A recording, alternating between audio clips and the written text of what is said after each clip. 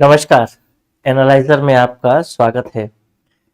आज एक नया अधिनियम शुरुआत कर रहे हैं और इस अधिनियम के इतिहास के बारे में से सामान्य तौर पर मैं अधिनियम की जब शुरुआत करता हूं, एक्ट की शुरुआत करता हूं, तो मैं उसके इतिहास से चीज़ों को रिलेट करके बताते जाता हूं।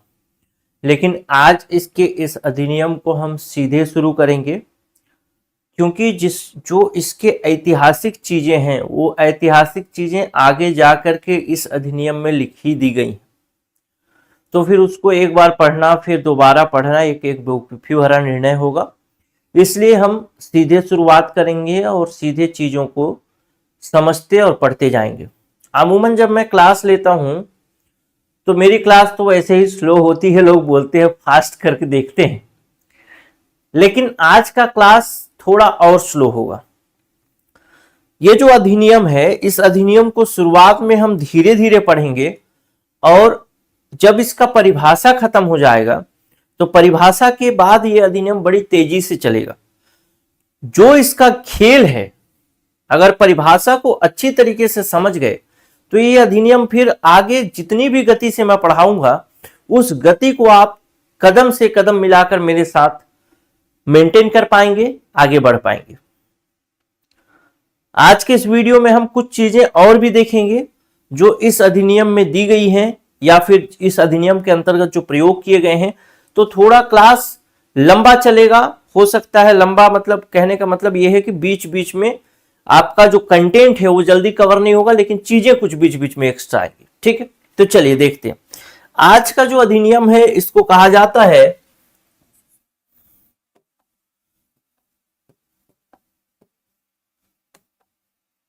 चलिए शुरू कर रहा हूं, फिक्र न करें। स्वपाक और मनः प्रभाव, स्वपाक औषधि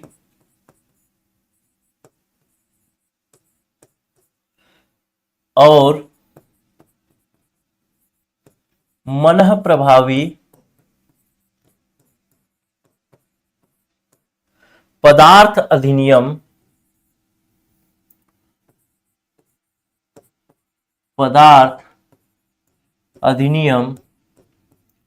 1985, जैसा कि नाम से ही पता है कि यह 1985 में लाया गया होगा, इसलिए इस अधिनियम के सामने 1985 शब्द लिखा गया है। अगर इसको अंग्रेजी में बोलें तो अंग्रेजी में बहुत आसान सा नाम है, narcotic drugs and psychotropic substance act 1985।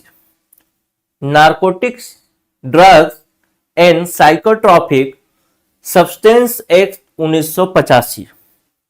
अब ये 85 वाला अधिनियम स्वपाक औषधि और मनः प्रभावी पदार्थ अधिनियम 1985 में क्यों लाया गया, इसके उद्देश्य के भी बारे में आगे ही पढ़ेंगे। लेकिन इस अधिनियम की शुरुआत करें तो सबसे पहले तो ये समझ लीजिए कि ये 1985 का संसद ने 1985 में और भी अधिनियम लाए होंगे, तो ये 1985 का जो अधिनियम संख्यांक है, अधिनियम संख्यांक मेरे ख्याल से 86 था, ये 61 है। अब इसका क्या मतलब है, 61 है मतलब कि ये 1985 में केंद्र सरकार ने यानी भारतीय संसद ने इससे पहले 60 अधिनियम और पारित किए थे या संशोधित किए थे, जो भी किया होगा। ये 61वां नंबर का अधिनियम था जो कि 1985 में बना था। तो कभी कभी प्रश्न घुमाने के लिए पूछ देता है और भी चीजें पूछ देते हैं। ठीक, अगला इसमें से जो सवाल जहां से बन सकता है वो है डेट पर। जो डेट है 16 दिसंबर 1985, 16 दिसंबर 1985, ये कौन सा डेट है, तो ये तिथि है जब यह राजपत्र में प्रकाशित होता है। यानी अगर आपसे पूछे कि स्वपाक औषधि और मनः प्रभावी पदार्थ अधिनियम 1985, narcotic drugs and psychotropic substance act 1985 को कब पारित किया गया? तो आपका उत्तर होगा 16 दिसंबर 1985। कभी कभी पूछता है, आपसे पूछे कि राजपत्र में कब प्रकाशित हुआ, तो आप कहेंगे 16 दिसंबर 1985। आपसे तीसरा सवाल पूछे कि राष्ट्रपति ने इस पर कब साइन किया, कब अंतिम स्वीकृति दी, तो उसका भी डेट सेम होगा 16 दिसंबर 1985। लेकिन ये डेट ज्यादा महत्वपूर्ण नहीं है, इसके अंदर की चीजों को समझना ही उतना ज्यादा महत्वपूर्ण है। बाकी डेट तो आपको थोड़ा बहुत देखते देखते याद हो ही जाएगा। यहां तक बात क्लियर है। अब आपका ये अधिनियम क्यों लाया गया, इसके विषय में आपके इसी अधिनियम में सबसे ऊपर दिखा गया है। देखिए आपका अधिनियम, अगर आप नोट्स उठाएंगे तो देखेंगे, प्रिंट जरूर करा के रखो मेरे बच्चे। प्रिंट करा के रखोगे तो पढ़ना आसान होगा और एग्जाम निकालना आसान होगा, इसीलिए दे दिया है प्रिंटेबल, उसको प्रिंट करवाइए और रखिए। इसका लाने का उद्देश्य क्या था, यानी ये अधिनियम अगर आता है तो इस अधिनियम से क्या परिवर्तन होने वाले हैं, क्या परिवर्तन होने वाले हैं। तो सबसे पहला बात देखते हैं, कहता है स्वपाक औषधियों से संबंधित विधि का समीकरण। सबसे पहली बात तो यह अधिनियम जो है दो चीजों को कवर करेगा। सबसे पहली बात तो नार्कोटिक ड्रग को कवर करेगा और दूसरा किसको कवर करेगा, मना प्रभावी पदार्थ यानी साइकोट्रोपिक सब्सटेंस को कवर करेगा। ठीक, तो ये अधिनियम दो चीजों को कवर कर रहा है। एक तो अगर हिंदी में लिखूं तो मैं लिखूंगा स्वपाक औषधि, और दूसरी चीज जिसको कवर करने वाला है ये, वो होगा मन प्रभावी पदार्थ। स्वपाक औषधि मतलब एक ऐसा नशीली चीज जो कि कभी औषधि के रूप में भी उपयोग आ जाता है। नार्कोटिक्स मतलब नशीला और पदार्थ मतलब औषधि मतलब दवाई। ऐसी औषधि जो कभी कभी ऐसा नशीला पदार्थ जो कभी कभी दवाई के लिए उपयोग होता है और कभी कभी नशा के लिए उपयोग होता है, उसको हम बोलेंगे स्वपाक औषधि, उसको हम बोलेंगे नार्कोटिक्स। उसी प्रकार से मना प्रभावी पदार्थ मतलब ऐसा पदार्थ जो कि मन को प्रभावित करता है। तो मन को तो प्रभावित सभी पदार्थ करते हैं। खाना खाते हैं, मन को भाया, मैं कुत्ता काट के खाया, तो अगर कुत्ता काट के खाना भी मन को प्रभावित करता है तो हर चीज मन को प्रभावित करता है। तो फिर यहां मना प्रभावी का मतलब क्या है कि ऐसा कोई पदार्थ जो आपको लत लगा सकता है, आपकी आदत बन सकता है, उसको हम बोलेंगे मना प्रभावी पदार्थ। दो तरीके की चीजों को यह कवर करेगा अधिनियम, एक तो स्वपाक औषधि यानी नार्कोटिक ड्रग्स को, और दूसरा मना प्रभावी पदार्थ। और इन सब ये दोनों चीजों के लिए सबसे पहला ये उद्देश्य इसका है विधि का समीकरण।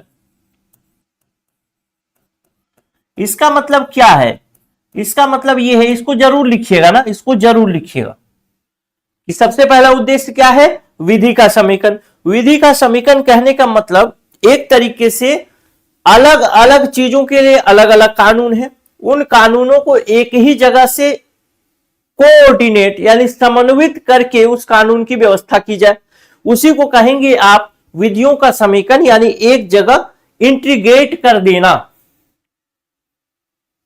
दूसरा,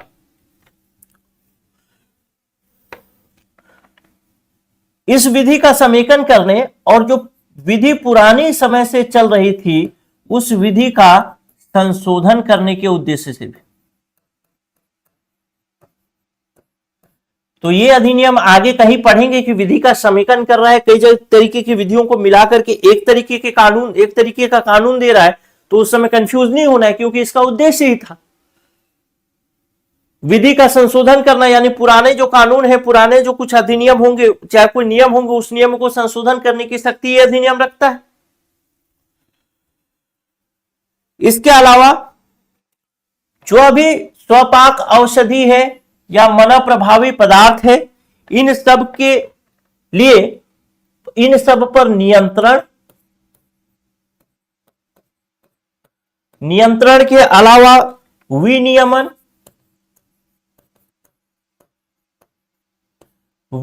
के अलावा अवैध व्यापार को रोकने, पॉइंट वाइज लिख देता हूं,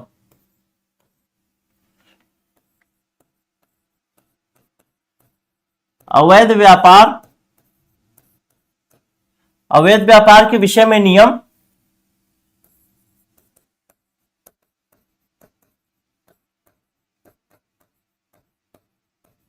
किसको अवैध व्यापार बोलेंगे उन सब चीजों को बताएगा। इसके अलावा प्रयुक्त संपत्ति के समहरण, यानी जो क्या बोलते हैं, स्वपाक औषधि या मन प्रभावी पदार्थ को बनाने, बेचने या फिर रखने, जहां पर भी कोई संपत्ति उपयोग में हुई है उसको जब्त करने का अधिकार। प्रयुक्त संपत्ति का समहरण लिखें या फिर जब्त लिख देता हूं तो आपको समझ में आएगा, जब्ती। ठीक, प्रयुक्त संपत्ति का समहरण यानी जब्ती। इसके साथ साथ जो अंतरराष्ट्रीय कन्वेंशन हुए हैं, अगर हिंदी में बोले तो अंतरराष्ट्रीय अभिसमय, उनको लागू करने के लिए भी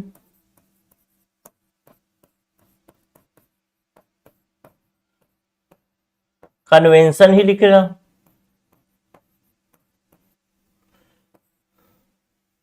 कन्वेंशन लागू करने के उद्देश्य से।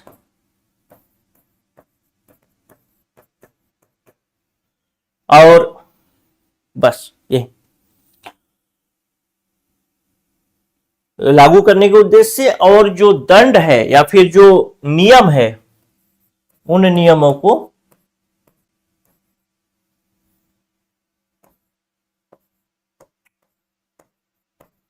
नियम कड़े यानी सख्त, कड़े मतलब सख्त करने हेतु। तो अब ये बात समझ में आ गई है, और इसको जरूर लिखिएगा ये 8 पॉइंट को, कि ये अधिनियम जो लाया गया, ये अधिनियम पुराने जो कानून चल रहे थे उन कानूनों को इंटीग्रेट करता है, पुराने कुछ कानूनों को संशोधित करता होगा, स्वपाक औषधि या मन प्रभावी जो पदार्थ है उस पर नियंत्रण करता होगा, विनियमन करता होगा, अवैध व्यापार का विनियमन करता होगा, यानी अवैध व्यापार को रोकने का काम करता होगा। इसके अलावा उसके व्यापार मतलब जो संपत्ति उपयोग हो रही है उसके समहरण की, यानी क्या बोलते हैं, जब्ती के लिए। जो अंतरराष्ट्रीय स्तर पर भारत कहीं अंतरराष्ट्रीय कन्वेंशन लागू करने हेतु, यानी भारत कहीं बाहर गया, दूसरे देश में कोई मीटिंग हो रही है, वहां कोई उसने संधि साइन कर दी कि भाई हम अपने यहां इस प्रकार के जो नशीले पदार्थ है उसको बेचने से रोक लगाने का प्रयास करेंगे या रोक लगा लेंगे। तो अब आएगा भारत का जो व्यक्ति गया होगा, राष्ट्रपति गए, प्रधानमंत्री गए, जिससे भी सील साइन हुआ होगा, तो अब भारत उसको लागू करेगा। और जो पुराने नियम थे इसके लिए उसको और कड़ा किया जाएगा। कड़ा करने का मतलब क्या है कि जैसे कोई दोषी है तो उसको मान लेते हैं, पहले थाने से जमानत मिल जाती थी, अब उसको कोर्ट से जमानत होगी। पहले कोई दोषी है उसको 2 साल की सजा थी, उस सजा को 10 साल किया जाएगा। पहले कोई दोषी है उसको, वो निर्दोष है, उसको साबित करने का भार सामने वाली पार्टी पर रहता होगा, यानी जो पुलिस पकड़ती होगी उस पर, लेकिन अब जो है उस पर हो जाएगा। इस तरीके से नियमों को कड़ा करने के उद्देश्य से बनाया गया। तो इस पॉइंट को जरूर लिखिएगा, आगे आने वाले समय में ये काम आ सकता है। अब एक महत्वपूर्ण पॉइंट देखते हैं कि ये अधिनियम भारत गणराज्य के 36वें वर्ष में, 36 होगा ना, 36वें वर्ष में अपनाया जाता है। तो यहां पर लिख देता हूं, ये 1985 का अधिनियम है और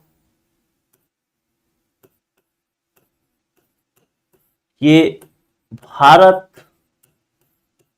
गणराज्य के 36वें वर्ष में अधिनियमित होता है यानी अपनाया जाता है।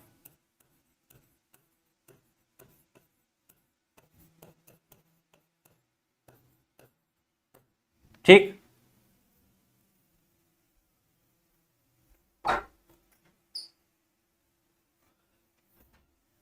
और 36वां वर्ष काउंट कैसे करना है, तो बहुत सामान्य सी बात है।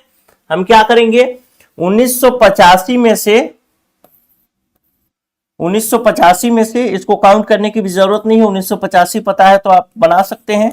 1985 में से 1949 घटा देंगे। 1949 घटा रहे हैं क्यों, क्योंकि 1950 में हमारा गणतंत्र लागू होता है, तो 1950 पहला साल हो ही जाता है, तो एक साल वो है, तो इसको अगर माइनस करेंगे तो यहाँ पे 36 ही आएगा और यही उत्तर है। यहाँ पे कभी कभी पूछ लेता है फैक्चुअल प्रश्न, तो याद रखना है, नहीं रखना है कोई बात नहीं। 85 का है तो याद रखिए कि उससे हम 1949 घटा करके उसको निकाल सकते हैं। 1950 पहला साल हुआ, 51 दूसरा, 52 तीसरा, ऐसे करके जोड़ेंगे तो भी 1985 आपका 36वां साल हो जाता है। वैसे तो इस अधिनियम की अब शुरुआत अब करने वाले हैं हम लोग, और इसके अंतर्गत जो हमको टोटल धाराएं पढ़नी है, वो टोटल धारा है, शायद मेरे को लगता है, थोड़ा सा भूल जा रहा हूं, 82 या 83 है। ठीक, ये कुछ धारा है, जो भी होगा उसको पूरा पढ़ेंगे, टेंशन वाली बात नहीं है। कुल जो अध्याय पढ़ने हैं उसके अंतर्गत अध्याय 6 अध्याय हैं, लेकिन बीच बीच में जब संशोधन हुआ तो अध्यायों के बीच में भी कुछ अध्यायों को जोड़ दिया गया। जैसे मान लेता हूं अध्याय 2 है तो अध्याय 2 का एक क बना दिया गया, ये भी एक अध्याय हो गया, तो उसको भी पढ़ना है। तो इस प्रकार से पढ़ना है, कोई दिक्कत वाली बात नहीं है, धीरे धीरे चलेंगे। धारा के पीछे परेशान मत होना, बन जाएगा, परेशान नहीं होना। सबसे पहला अध्याय जहां से शुरू होता है जिसको हम बोलेंगे प्रारंभिक, और प्रारंभिक अध्याय जो है वो एक लंबा अध्याय है जिसके अंतर्गत हमको 3 धाराएं पढ़नी है। तो शुरू करता हूं अध्याय। इस क्लास को देखने के बाद आप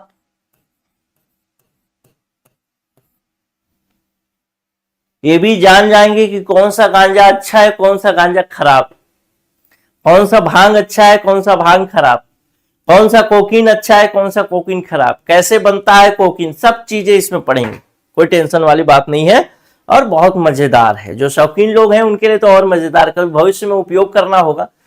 वैसे तो करना नहीं चाहिए, लोग मना करते हैं, लेकिन अपनी अपनी इच्छा की बात है, अगर मन करे तो कभी कर लो, कोई दिक्कत नहीं है, क्या समस्या है, जीवन एक ही है, करना भी चाहिए आदमी को। हम नहीं करेंगे तो कोई और करेगा। भगवान शिव तो जहर पी गए ना, आप नहीं पिएंगे तो उस जहर को कोई और पिएगा। तो बनना है तो शिव शंकर बनो ना यार, ठीक। खैर वो सब एक मजाक की बात है। इस प्रारंभिक के अंतर्गत हमको 3 धाराएं पढ़नी है, जिसके अंतर्गत पहला धारा होगा, दूसरा धारा होगा और तीसरा धारा होगा। हम पहले धारा से शुरुआत कर रहे हैं, धारा 1। धारा 1 हमेशा संक्षिप्त नाम, विस्तार और प्रारंभ को बताता है। धारा 1 संक्षिप्त नाम, विस्तार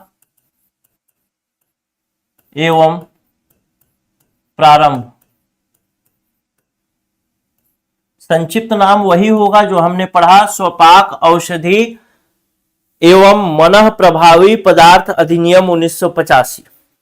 दूसरा शब्द जो है विस्तार, विस्तार को थोड़ा सा समझना है, विस्तार शब्द को। और ये सामान्य तौर पर हम लोग अभी तक जो भी अधिनियम आप पढ़े होंगे उसमें विस्तार जो होता है या तो संपूर्ण भारत में होता है या जम्मू कश्मीर को छोड़ करके होता है। जम्मू कश्मीर हट गया तो संपूर्ण भारत में ही होता है, लेकिन यहां पे विस्तार कुछ अलग है। यानी ये अधिनियम कहां कहां पर लागू होगा उसको कहेंगे विस्तार। तो सबसे पहला तो संपूर्ण भारत में लागू होगा, पॉइंट नंबर 1, संपूर्ण भारत में। यानी यहां पर शुरू से जब यह अधिनियम बना 1985 से, तब से ही किसी प्रकार का जम्मू कश्मीर कोई अलग नहीं है। जम्मू कश्मीर को भी संपूर्ण भारत में ही जोड़ा गया है, जम्मू कश्मीर को अलग नहीं रखा गया। दूसरा नंबर पॉइंट है, विदेश में भी लागू होगा, लेकिन विदेश में रह रहे भारतीय नागरिक पर लागू होगा।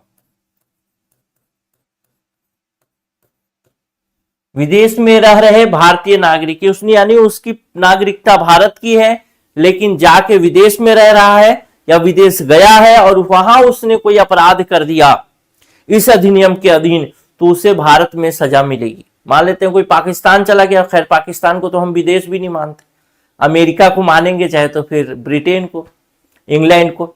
तो इंग्लैंड चला गया, यहां से 15 दिन के लिए गया इंग्लैंड, वहां कोई कांड करके आया और पता चला भारत सरकार को, यहाँ की शासन व्यवस्था को, तो उसे सजा दे सकती है इस अधिनियम के अंतर्गत, भले ही वो विदेश में रहा और वहां पर वह कांड किया, लेकिन मतलब जो भी अपराध किया, लेकिन वह भारत का नागरिक है इसलिए।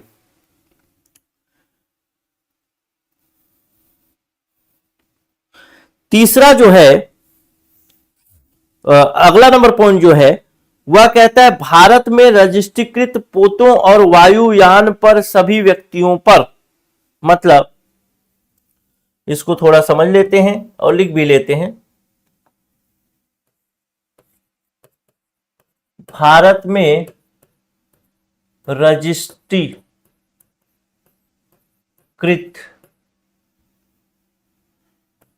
वायुयान,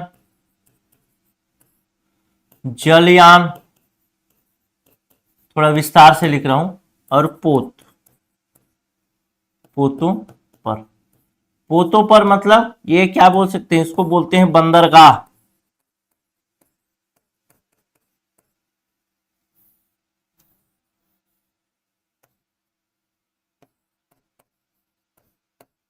बंदरगाह, ठीक।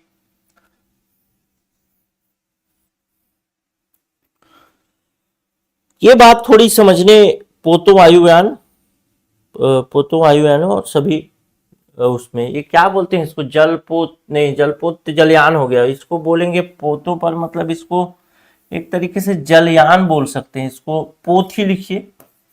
पोत मतलब जल जहाज समझिए, और उसको क्या बोलते हैं, बंदरगाह। बंदरगाह पर भी लागू होगा, लेकिन उसको भी अभी समझाता हूं। और इसके अलावा पोतों पर, सभी व्यक्तियों पर, तो पर, और इसके अंतर्गत यहां पे लिख रहा हूं सभी व्यक्तियों पर।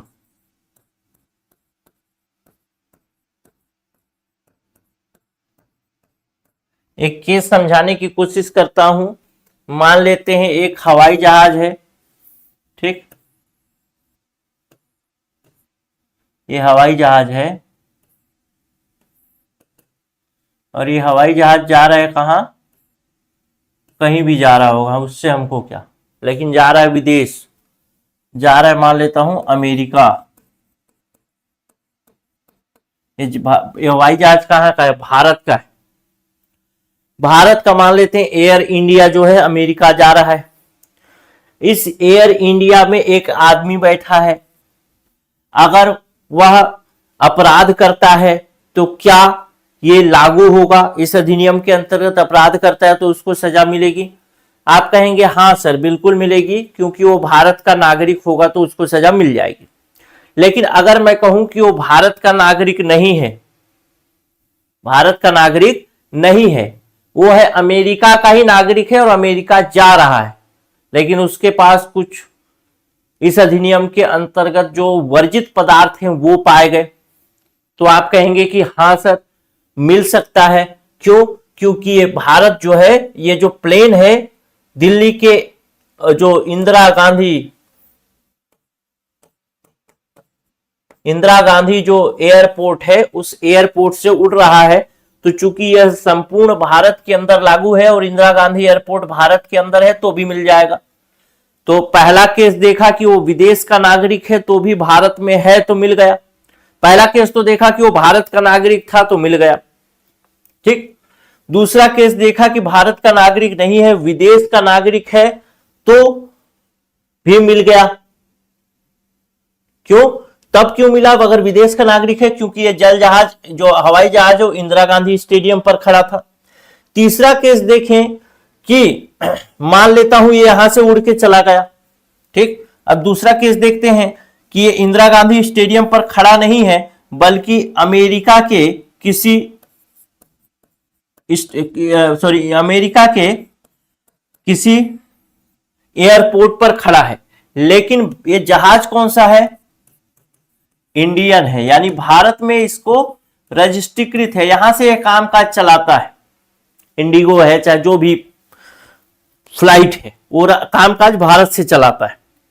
तब की स्थिति में इसमें कोई अवैध गतिविधि होता है, इस अधिनियम के अंतर्गत मान लेते हैं गांजा अपराध है, भांग अपराध है, वो लेकर के कोई आदमी इसमें घूम रहा है, तो क्या उसको सजा मिलेगी? तो कहेंगे हां, तीसरे पॉइंट के अंतर्गत उसको सजा मिलेगी, क्योंकि वो भारत में रजिस्ट्रीकृत वायुयान है, यानी भारत का वायुयान है, भले अमेरिका में खड़ा है।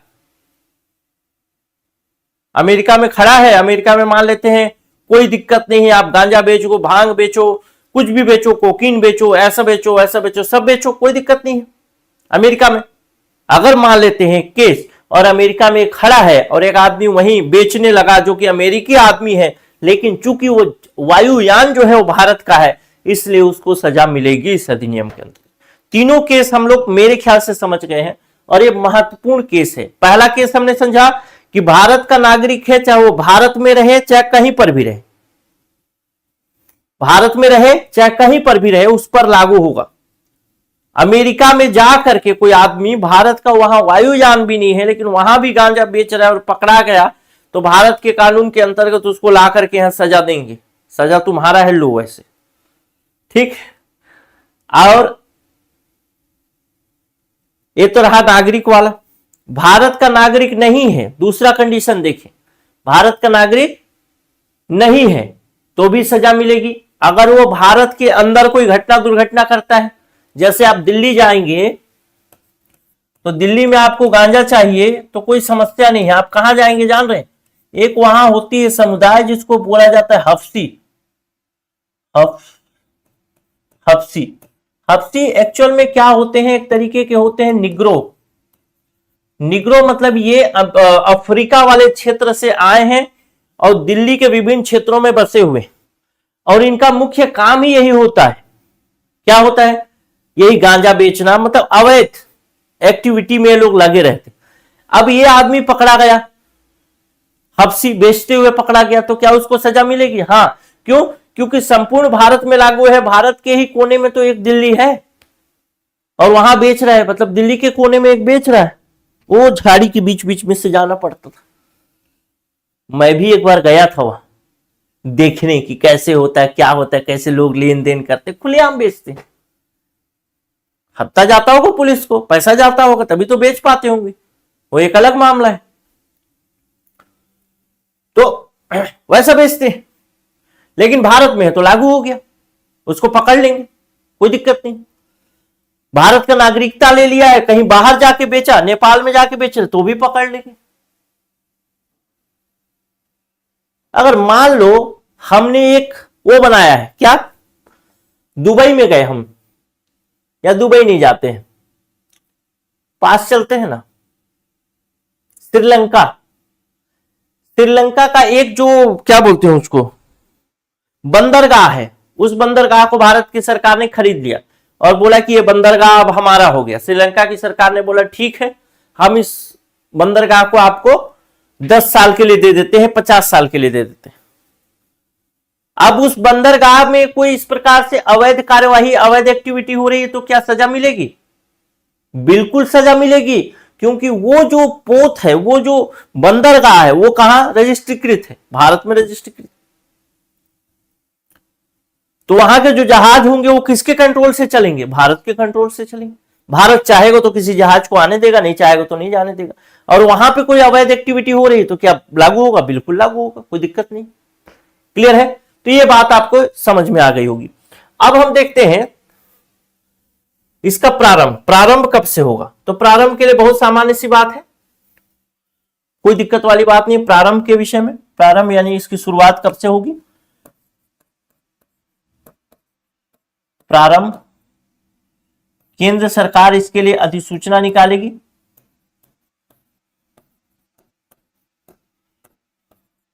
कि इस तिथि से इसको शुरू कर रहे हैं, भारत में लागू हो जाएगा। दूसरा, अधिसूचना निकालेगी। दूसरा, उपबंध, उपबंध मतलब नियम, अलग उपबंध, अलग अलग अलग अलग उपबंधों के लिए अलग अलग अधिसूचना निकाली जा सकती है। अलग राज्य क्षेत्र के लिए अलग अलग अधिसूचना निकाली जा सकती है। यानी केंद्र सरकार चाहे तो संपूर्ण भारत में संपूर्ण अधिनियम को एक साथ लागू करते, केंद्र सरकार चाहे तो अधिनियम के कुछ नियम, कुछ शर्तों को पूरे भारत में लागू कर दे। केंद्र सरकार चाहे तो एक राज्य के लिए अलग तिथि घोषित करे, अगले राज्य के लिए अलग तिथि घोषित करे, कोई दिक्कत नहीं, इसमें कहीं पर कोई समस्या नहीं है। मेन पूछ सकता है इसको, क्योंकि ये थोड़ा यूनिक है, विस्तार वाला। तो संपूर्ण भारत, विदेश में रह रहे नागरिक, भारत नागरिक और रजिस्ट्रीकृत वायुयान जलपोत जो कि भारत में रजिस्ट्रीकृत हो। बाकी तो संभवतः कहीं से कोई सवाल पूछने वाला नहीं। अब अगला सवाल देखते हैं, और यहां से प्रश्न है और जो चीजें हैं वो मजेदार होने वाली हैं। अब देखते हैं अध्याय 2। अध्याय 2 के अंतर्गत जो बात कही गई है वह बात कही गई है परिभाषा के संबंध में। यानी कुछ चीजें, अध्याय 2, कुछ चीजें आगे चलकर इस अधिनियम में उपयोग होंगी, उनको हम यही बता देना चाहते हैं, ऐसा ये अधिनियम कहना चाहता है। इसलिए हम परिभाषा बता देते हैं गुरु पहले, ऐसा कह रहा है। ठीक है, तो परिभाषा के अंतर्गत कुछ पॉइंट्स हैं और आपको अलग अलग इसमें धारा उपधारा के हिसाब से पॉइंट वाइज प्रश्न नहीं पूछेगा, लेकिन आपसे जो पूछेगा उसका मतलब आपको पता होना चाहिए, वहीं से प्रश्न पूछेगा। ऐसा नहीं पूछेगा कि उपधारा में 2 में कौन सी चीज की परिभाषा दी गई है, उपधारा 5 में कौन सी चीज की परिभाषा दी गई है, ऐसा नहीं होगा। तो सबसे पहली परिभाषा जो है वो देता है पॉइंट नंबर 1 में, और कहता है व्यसनी। व्यसनी कौन होगा? व्यसनी मतलब जिसको लत लग गया है, ध्यान रखना। व्यसनी मतलब जो व्यक्ति आश्रित हो गया है, किस पर? ड्रग्स पर, नार्कोटिक्स ड्रग्स पर, या मन प्रभावी पदार्थ पर, साइकोट्रोपिक सब्सटेंस पर आश्रित हो गया है, यानी कुल मिला के वो नशेड़ी हो गया है, उसके बिना उसका जीवन चलना संभव उसे नहीं लगता, तो उसको हम बोलेंगे व्यसनी। दूसरा शब्द आपके अधिनियम में दिया गया है जिसको बोला गया है बोर्ड। बोर्ड आप अंडरलाइन कर लीजिएगा, इसको बहुत ज्यादा ध्यान रखने की जरूरत नहीं। व्यसनी समझ गए, बार बार व्यसनी शब्द का प्रयोग आएगा। बोर्ड कोई महत्वपूर्ण बिंदु नहीं है, लेकिन फिर भी जानना जरूरी है। केंद्रीय राजस्व बोर्ड अधिनियम 1963 के अधीन गठित केंद्रीय उत्पाद शुल्क और सीमा शुल्क बोर्ड अभिप्रेत है। यानी जो केंद्रीय राजस्व अधिनियम 1963 के अंतर्गत केंद्रीय सीमा शुल्क और सीमा शुल्क बोर्ड गठित किया गया है, उसे ही हम बोर्ड कहेंगे। आगे कहीं बोर्ड शब्द का प्रयोग आएगा तो आप मानिएगा केंद्रीय उत्पाद शुल्क और सीमा शुल्क बोर्ड। केंद्रीय उत्पाद शुल्क एवं सीमा शुल्क बोर्ड। अगर आपको पूछे कि इस बोर्ड का गठन किस अधिनियम के अंतर्गत हुआ था, तो आप बताएंगे केंद्रीय राजस्व बोर्ड अधिनियम 1963 के अंतर्गत केंद्रीय उत्पाद शुल्क और सीमा शुल्क बोर्ड बना था। यहां पर जब भी हम अधिनियम में आगे बोर्ड कहेंगे तो आप ये समझिएगा कि यह केंद्रीय उत्पाद शुल्क और सीमा शुल्क बोर्ड की ही बात कर रहा है। अब अगला जो शब्द है जिसको कहा जाता है और जहां से प्रश्न आएगा उसको समझने से पहले हमको थोड़ा सा आगे चीजों को देखना पड़ेगा और समझना पड़ेगा। ठीक, आगे जो शब्द है, जिस शब्द को मैं लिख देता हूं फिर आगे चलते हैं, क्योंकि ये प्रश्न यहां से बनेगा ही बनेगा। ये जो तीसरा नंबर पॉइंट है इसको बोलते हैं कैनेबिस। कैनेबिस, इसी को बोलते हैं हैम्प। हैम्प,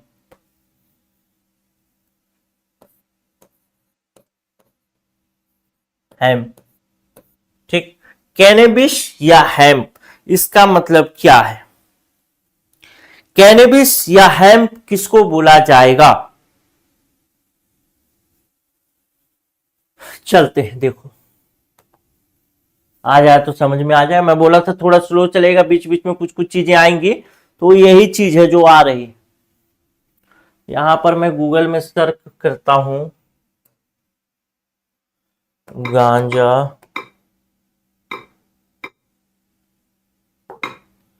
का पौधा। ठीक, गांजा का पौधा देख लिया। अब इसमें इमेज में जाता हूं।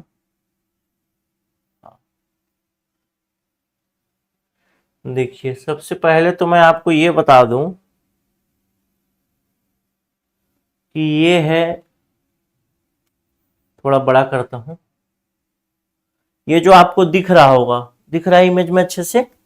हाँ, तो ये है गांजे के पौधे की पत्ती।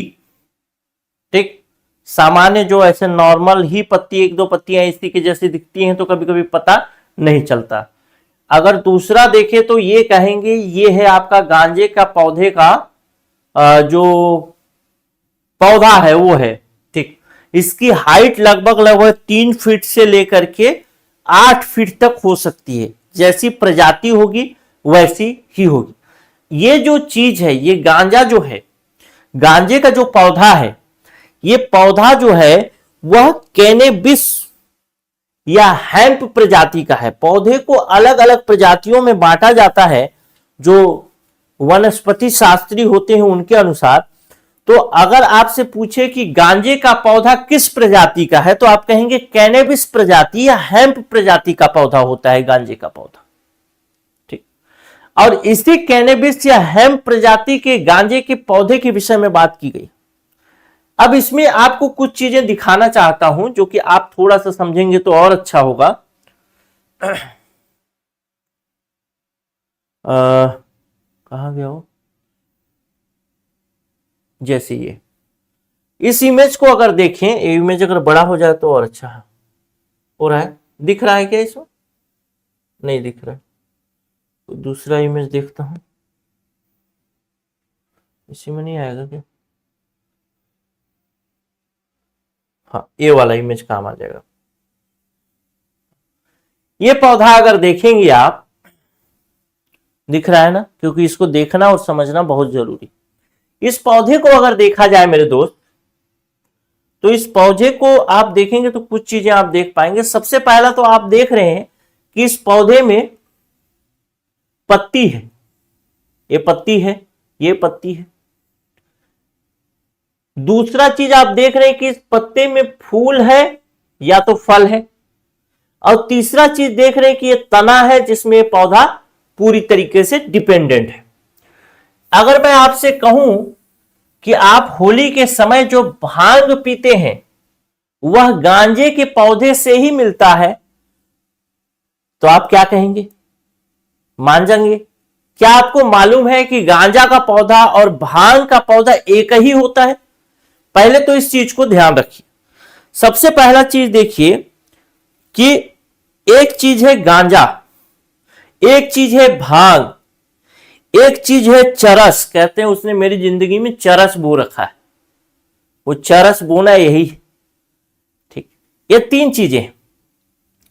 अगर इस पत्ती को पीस करके आपको मैं दूं तो मैं कहूंगा आपको क्या दे रहा हूं, भांग दे रहा हूं। इसी को कहा जाता है भांग। यानी कैनबिस प्रजाति के पौधे की पत्ती जो होती है वो भांग कहलाती है। दूसरा गांजा, गांजा जिसको ऐसे जय शिव शंकर ऐसा करके पीते हैं, वो गांजा ये है। इसका जो फूल है इसको कहा जाता है गांजा, जो कि अवैध माना जाता है, जिसकी आप खेती वेती नहीं, मतलब वो क्रय विक्रय आदि नहीं कर सकते। तीसरा नंबर पॉइंट, कभी कभी आप देखे होंगे पहले आता था भोला मुनक्का, मधु मुनक्का, बम लहरी, शिव लहरी और रॉकेट, कुछ ऐसे ऐसे नाम से आते थे। छोटी छोटी गोलियां होती थी और उसको एक पैकेट में रहता था, बस एक छोटा सा गुड़ के साथ उसको खाया जाता था। उसको क्या बोला जाता है, वो क्या होता है एक्चुअल में, वो होता है एक्चुअल में यही भांग होता है। यानी उसमें इसकी पत्तियों को मिला करके उसको बनाया जाता है। अब बाजार में जैसे शराब की दुकान होती है, वैसे ही भांग की बिक्री की दुकानों के लिए भी लाइसेंस लगता है और उसका चीज वो बिकता है। बिना लाइसेंस के बेचना भांग को गैर कानूनी है। गांजा बेचना तो गैर कानूनी है ही, गांजा तो नहीं मिलेगा आपको मार्केट में लीगली, लेकिन भांग आपको लीगली मिल सकता है। ये दो बातें हुई। अब गांजा भांग तो बता दिया। अब तीसरा बात है जिसको कहेंगे चरस। चरस क्या है? चरस एक्चुअल में कुछ नहीं है। चरस है ये जो पौधा है, जैसे मान लेते हैं आप वो करते हैं लौकी, लौकी को पीस के उसका जूस निकाल लेते हैं। उसी प्रकार से इसका जो तना होता है, या फिर आप एक ओक का पेड़ होता है, या फिर आप बरगद का पेड़ होता है, किसी प्रकार का पेड़ होगा, जो भी पेड़ हो, उस बरगद के पेड़ में जो पत्ती वाला भाग है उसको ऐसे थोड़ा सा छेदिए तो दूध जैसा पदार्थ निकलता है। उसी प्रकार से पदार्थ इसमें निकलता है जिसको बोला जाता है, जो इसको जिसको सामान्य तौर पर बोलते हैं क्या, अगर आप विज्ञान की भाषा में उसको बोलेंगे तो आप बोलेंगे उसको रेजिन। रेजिन मतलब एक तरीके से लसलसा पदार्थ। और जब उस लसलसा पदार्थ को एक्चुअल में क्या है कि इसका जो तना है, उस तने को आप ऐसे ऐसे रगड़िए, किसी भी पत्ती को आप ऐसे ऐसे रगड़िए तो उस पत्ती से आप, या फिर उसका तना जो है जहां से उसमें पानी ज्यादा रहता होगा, उस तने को ऐसे ऐसे रगड़िए तो वो आपके हाथ में चिपक जाएगा।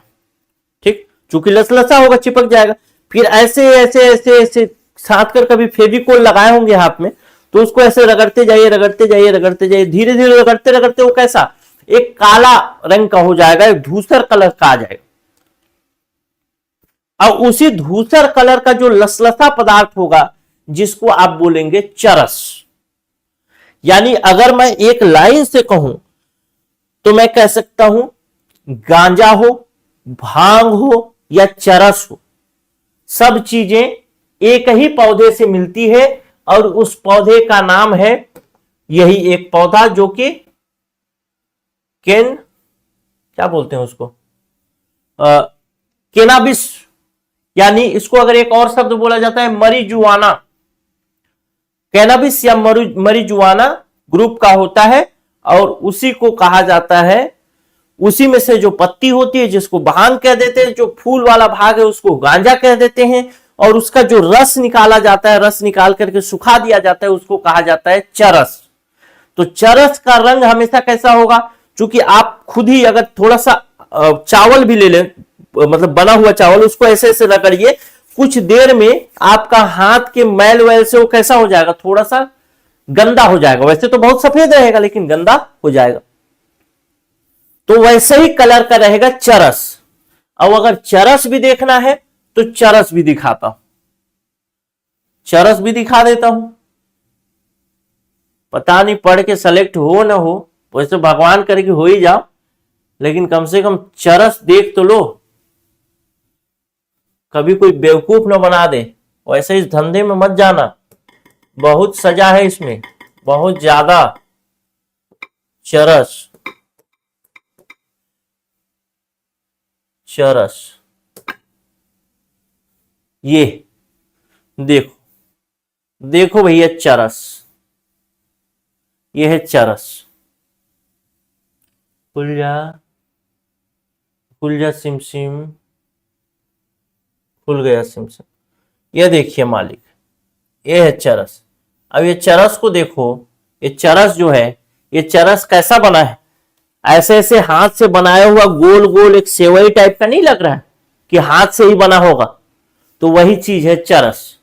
और ये क्या है? ये उसका फूल है जिसको बोलेंगे गांजा। उसका पत्ती जो होगा उसको क्या बोलेंगे? भांग।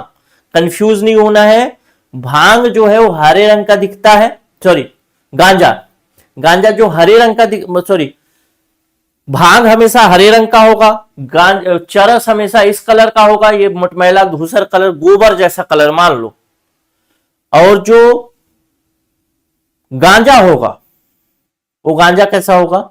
उसका फूल वाला भाग होगा। तो जब फूल वाला भाग होगा तो जाहिर सी बात है कि फूल वाला भाग जो होगा सूखने के बाद थोड़ा सा काला सा दिखने लगेगा।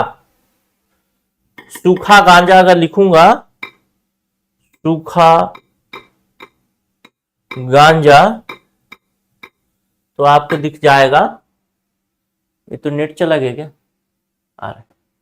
सूखा गांजा, सूखा गांजा कुछ इस तरीके का है। देखिए एक्चुअल में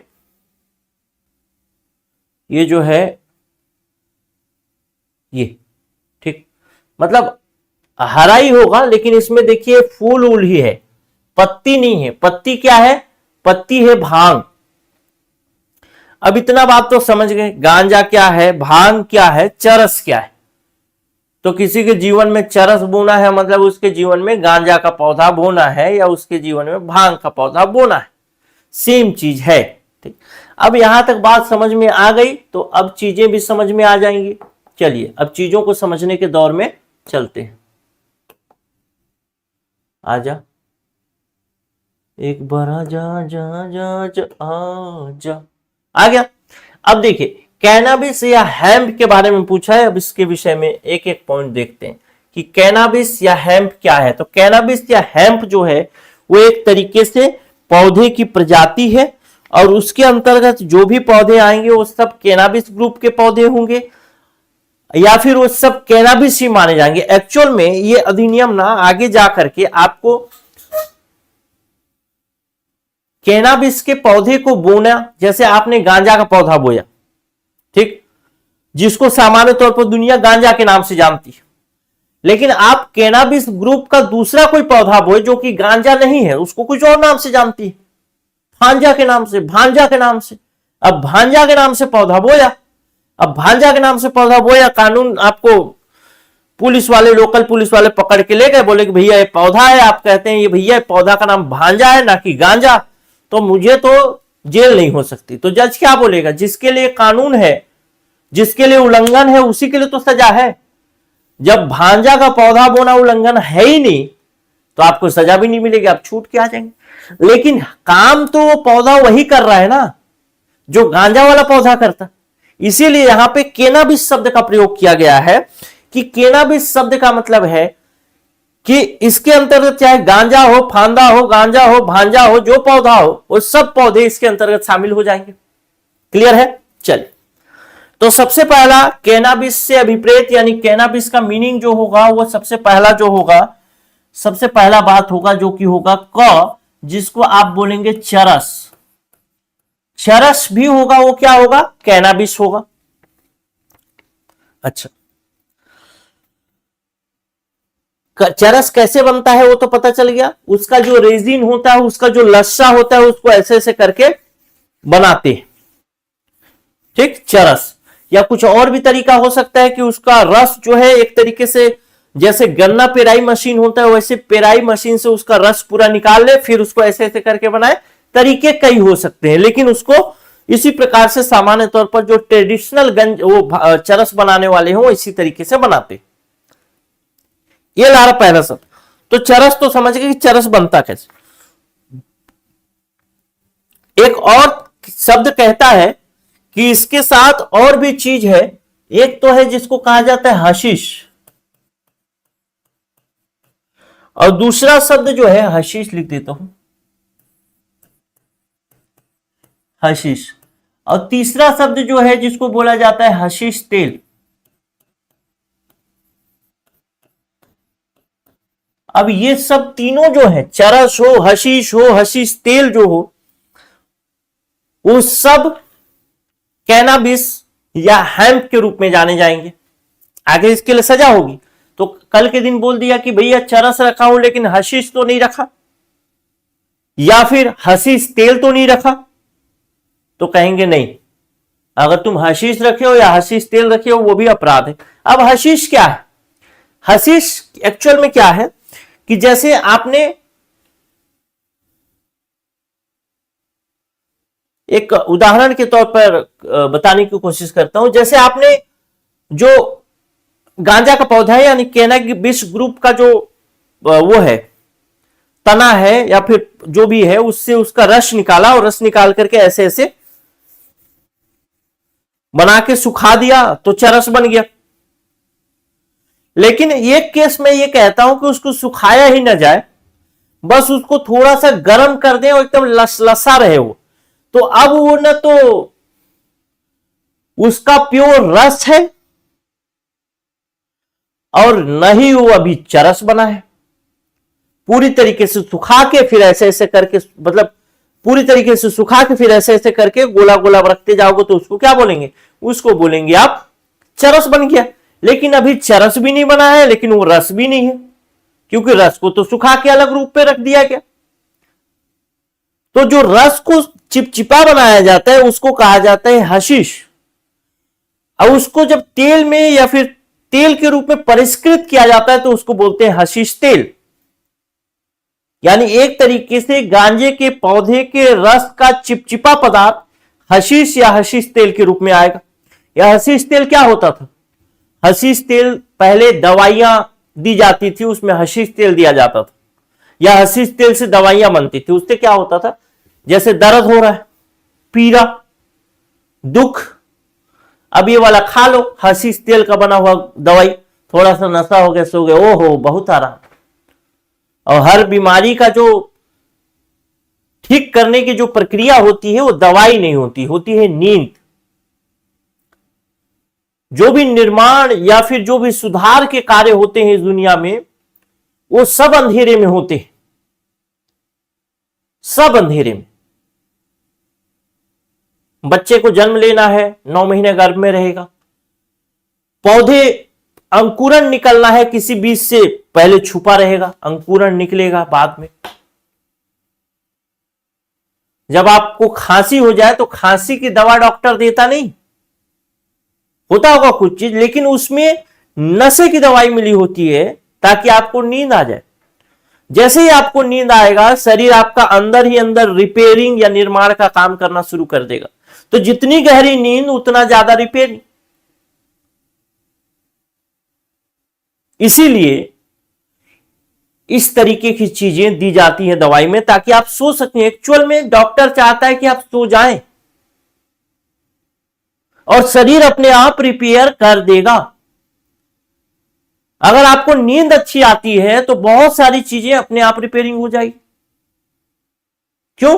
क्योंकि नींद ही मेन है। तो डॉक्टर क्या चाहता है? जल्दी से जल्दी नींद आ जाए, बस जल्दी से जल्दी नींद आ जाए, सो जाए।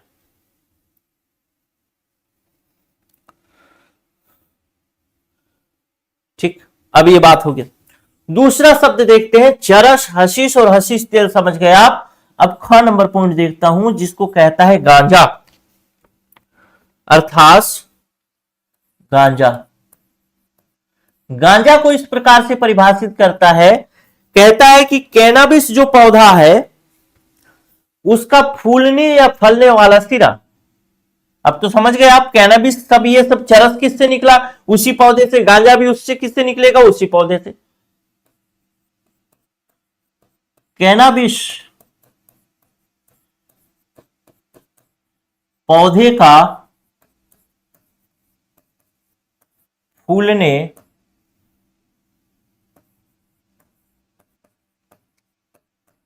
या फलने वाला हिस्सा।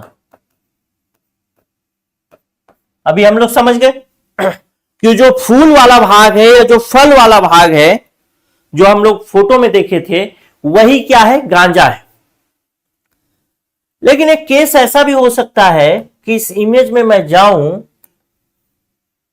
अगर होगा तो देखते हैं। हां, इस इमेज में मैं जाऊं और मैं फिर से लिखूं यहां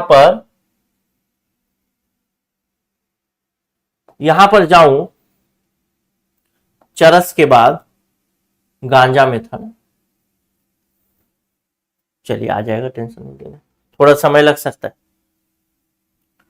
क्योंकि आपको समझाने के लिए वो बहुत जरूरी है, इसलिए मैं उसको दिखाई देता हूं। और जो चीजें देख सकते हैं उसको देख ही लीजिए। चरस ही चल रहा है यार, चरस, चरस से आखिरी था क्या? चलिए फिर से लिख देता हूं, गांजा का पौधा। गांजा के पौधे में इस फोटो को अगर मैं देखूं और मैं इसको तोड़ना चाहता हूं, इससे गांजा प्राप्त करना चाहता हूं, इस फोटो से कैसे नहीं खुल रहा है यार? हाँ खुल रहा है। इस फोटो से मैं गांजा प्राप्त करना चाहता हूं या कोई और फोटो मिल जाए तो उससे मैं देखूं जो आपको समझ में। ये फोटो से मैं गांजा प्राप्त करना चाहता हूं। मैं इसके गांजा कौन सा है, उसका फूल वाला या फल वाला हिस्सा जो होगा जहां पर फूल और फल लगे हैं वो गांजा है। लेकिन अगर मैं तोड़ना चाहूंगा तो इसकी पत्तियां भी तो कुछ टूट जाएंगी, कुछ पत्तियां टूट जाएंगी। तो अब सवाल यह है कि आपके सामने या फिर कानून के सामने जब प्रश्न आएगा तो एक जो पदार्थ है, जिस पदार्थ को तोड़ करके जिसको जब्त किया गया है बाजार मतलब पुलिस के द्वारा कभी जब्त किया जाएगा, तो जो भांग है, भांग मतलब उस पौधे का पत्ती वाला भाग, और गांजा, गांजा मतलब उसका फल या फूल वाला भाग। अब यहां पर अगर भांग और गांजा एक साथ हो, यानी जैसे अभी तोड़ा, उस पत्ती को मैं तोड़ूंगा तो उसमें पत्ती भी आएगा और उसके साथ फूल भी आएगा। फूल मतलब गांजा आया और पत्ती मतलब भांग आया। तो भांग के लिए तो सजा बहुत कम है या फिर नहीं के बराबर है, चाहे जो भी होगा आगे। लेकिन गांजा के लिए तो सजा भरपूर है। तो जब गांजा के लिए सजा भरपूर है, वैसी स्थिति में गवर्नमेंट उसको गांजा मांगेगी या भांग मानेगी, क्या मानेगी? तो इसका उत्तर यहीं पर दिया गया है कि यदि फल या फूल यानी कुल मिला के गांजा के साथ पत्ती हो, पत्ती हो, पत्तियां हो, तो पत्तियां भी गांजा ही मानी जाएगी।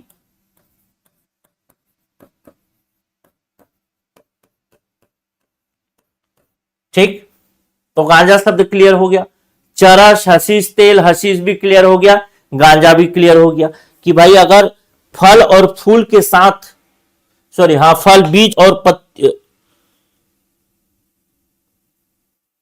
मतलब फलने या फूलने वाले सिरे जो हैं, यानी फलने और फूलने वाले सिरे मतलब कैनाबिस पौधे के फूलने या फलने वाले सिरा, उसके बाद किसी प्रकार से पत्ती हो या उसका बीज हो, तो उसको भी गांजा के रूप में ही कंसीडर यहां पर किया जाएगा। ऐसा नहीं कि उसको भांग मान लिए। अब तीसरा नंबर कहता है, उपरोक्त किसी भी प्रकार के कैनाबिस का कोई मिश्रण चाहे निष्प्रभावी पदार्थ सहित या उसके बिना निर्मित कोई पेय।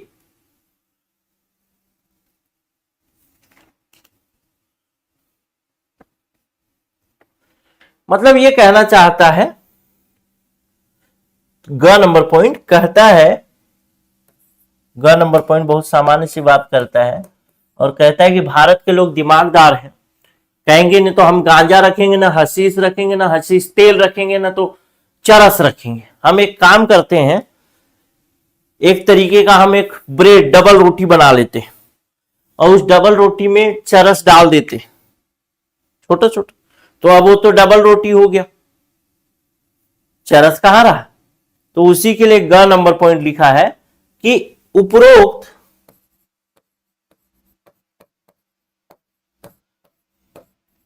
पदार्थ को मिलाकर